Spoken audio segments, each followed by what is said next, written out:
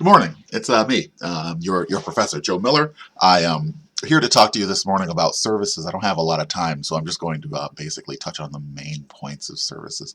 When I was in college myself, I remember that there was I went to took a class for a summer at the University of Michigan, and at the time, this is about 1992 or so.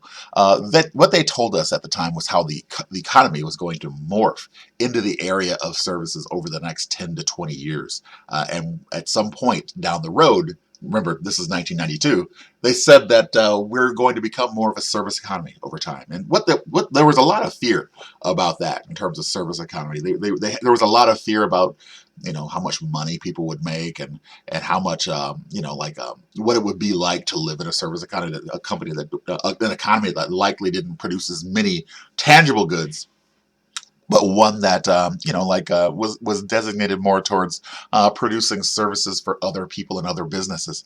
What that would be like, and there was a lot of fear at the time about what a change to services might be, and how it turned out actually is actually a lot better than the projections were back in the early '90s. Like most of the economy now is predicated on services. And I have a quick, something to show you about that. I mean, like, look now here.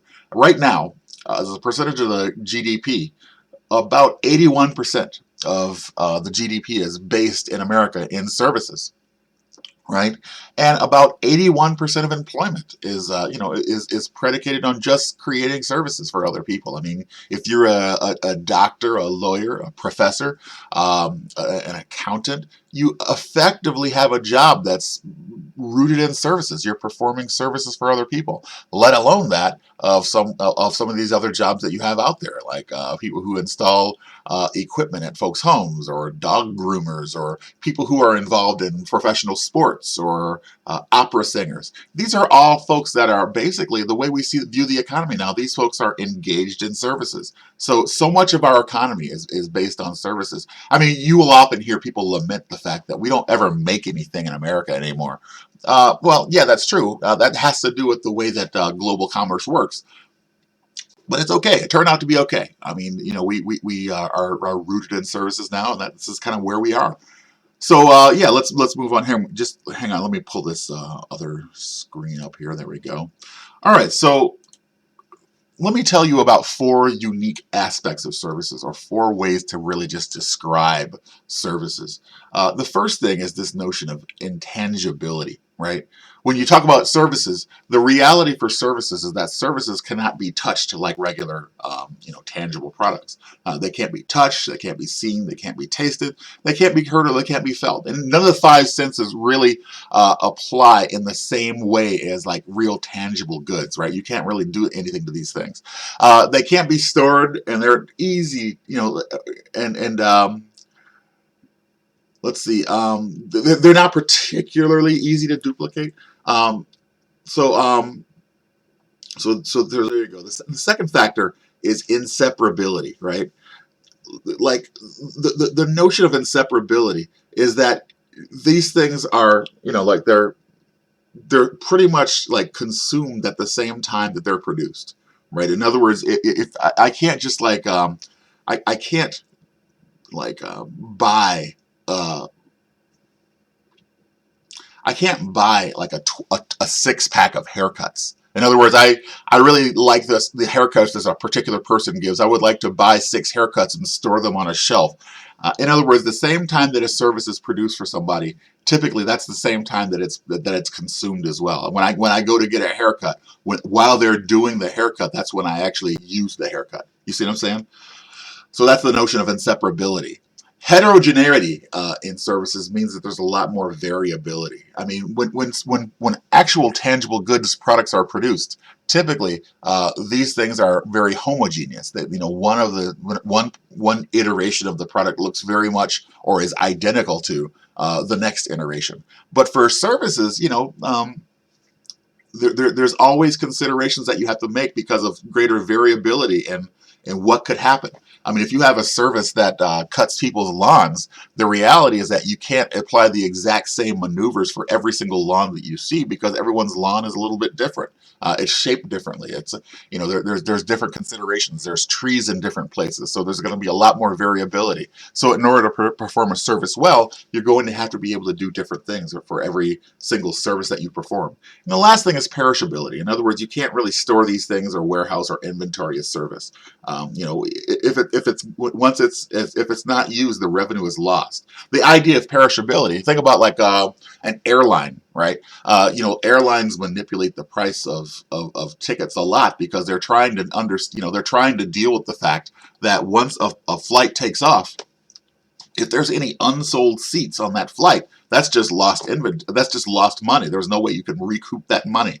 So there's a lot of things they do, including overbooking flights or that kind of thing, just to make sure that they have enough, money to enough revenue to actually perform the flight. Good. So let's talk a little bit about some product services for strategies. Product strategies for service offerings. It includes a lot of decisions on, like, number one, the kind of service that they actually offer, whether or not a service is core or supplementary, whether or not there's a standardization or customization in the service product, and the service mix itself, right? In other words, so we're going to describe what these things are in a little bit more detail here shortly. As a process, right? There's like different ways of thinking about how things get processed in a service organization. So let's talk about these individually here. The first is people processing, right? People processing takes place when the service is directed at a customer. So for an example, like healthcare or hairstyling or something like that, this is something that a service that is performed by doctors or by hairdressers in particular, where this is something that is focused on the actual people. The service is done on the person. All right. The second thing is possession processing. That's basically when it's not directed at the person, it's directed at the what they own, right? So you're talking about having a service done on something you own, like your lawn care, or perhaps a mechanic that works on your car, or perhaps like a dog groomer, someone who actually works on your dog. So in other words, it's not something that's done on the person, it's something that's done on the person's possession in some way. Mental stimulus processing is like where the service that is performed goes to like enhance the mental capabilities of the individual in which the service is performed. Like, for instance, a college classroom, right? I mean, a professor is someone who actually performs a form of mental stimulus processing on the students, right? In other words, they are exposing the students to new ideas, and that that student is they're stimulated by the material, hopefully. And also perhaps like an opera singer. That would be a form of mental stimulus processing as well, right? Or a baseball player for an audience, right? These are all forms of mental stimulus processing. And lastly, information processing, or is any kind of service that uses technology or brain power directed at the customer's assets, like for instance, insurance or banking or consulting in some way, right? All right. All right. So yeah, here's a look at what possession processing versus mental stimulus processing might be. You have someone here in the possession processing slide here is shoeing a horse. Right, that's doing some work on someone's on someone's possession. Their horse. Mental stimulus processing. We have people at an opera. All right. Let's talk a little bit more about the service offering, the idea of what the service offering actually is. And here you have there's different ways of kind of arranging services in terms of a hierarchy. Like, you have a hierarchical view of services. At the core of what an organization does, or what someone might buy, is the core service, right? This is the main thing that someone is actually doing business with a company for, and this is what they're looking for. But around that service may be other support or ancillary services that kind of enhance what that core service is, right? Like, for instance, if I go to get my car worked on at the dealership, what I'm actually there for is like auto maintenance, auto preventative maintenance. What I get along with that is like a bunch of paperwork that tells me what kind of work they did in my car. and what kind of work they'll need to do in the future. I get access to their awesome waiting room facilities where I sit there and do work while I'm waiting for my car. I get perhaps driven to work or to home from the auto dealership by a individual who, and that's an ancillary service on top of the core service that is the work on my car. All right, so for instance, here is Federal Express. We all know Federal Express, and we all know what they're in business to do. They're in the business of overnight transportation and delivery of packages. But look at all these things they do around the service, right? They handle advice and information. They do order taking. They offer supplies. They do pickup, documentation, tracing, billing statements, and they perform some kind of problem solving, in case you have like some kind of issue with the service itself. So that's everything that they do. All right, so customization and standardization is something to think about in terms of the degree of the service offering as well. Basically, mass customization means that every single person that you see, you're using technology to deliver very customized services on a mass basis. This is a prevailing trend. I'll tell you something. We were doing research a couple of years ago on the era of 3D printing and whether or not 3D printing would take off. And one thing that like the 3D printers are able to do is they're able to take regular parts of things and customize them to the nth degree based on individuals, right? So one of the trends that we see is that there's a lot of firms that are now in business to customize things for the individual, and so that mass production is less you use technology to just customize things for people so that they can make things their own. The service mix. What are we trying to talk about here? Most service organizations, they market more than one services. They offer a plethora of services that's out there. So each part of the service mix should make a different contribution to achieving the firm's goals, right? In other words, when we look at what the firm's overall goals are, we have to be able to look at what the service mix looks like. What are they offering to consumers, and how does each of these offerings kind of affect what the overall goals of the firm are? Let me get some coffee here. Delicious. So when you design a service strategy, it means that deciding what new services to introduce to which target market, and deciding what services to maintain and what to eliminate, right? What to get rid of. So it depends on like who the customers are and what the customers are really looking for here. So good. Place and distribution strategy. That is to say, like, how are you going to figure out where to place services and how to distribute services? So these are a lot of issues that we kind of think about when it comes to place distribution strategy. Number one thing is, like whether or not you're doing this out of convenience. I mean, for a lot of companies that are local and very small, they're just going to serve their local area because that's the area they have access to. If they're performing like personal services or possession services or something like that, then it's going to be out of convenience. The second thing is the number of outlets. In other words, if you have an intense distribution, it should meet the target market needs and preferences. Like in other words, if you have like what's a distribution of services example that I can give you?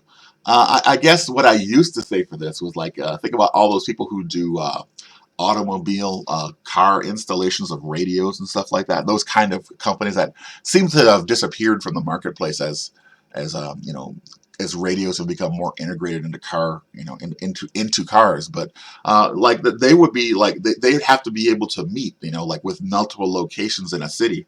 They'd have to be able to meet demand in that way. Direct versus indirect distribution of many service firms.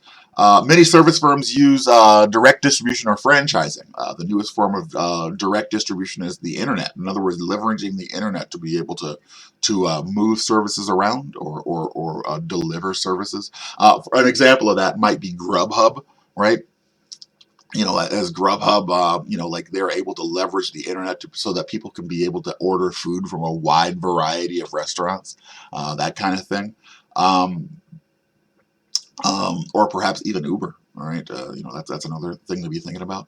Or even, what is it? Airbnb, right?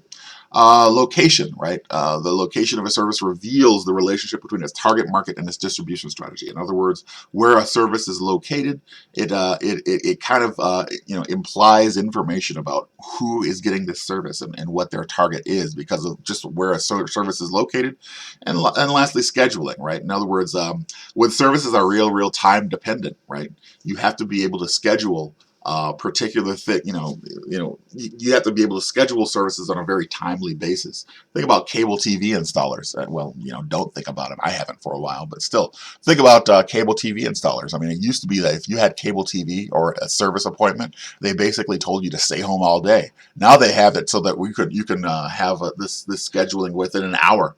And they are maintaining a lot more tighter schedules because the competition's a lot better, at least with other alternatives. Okay.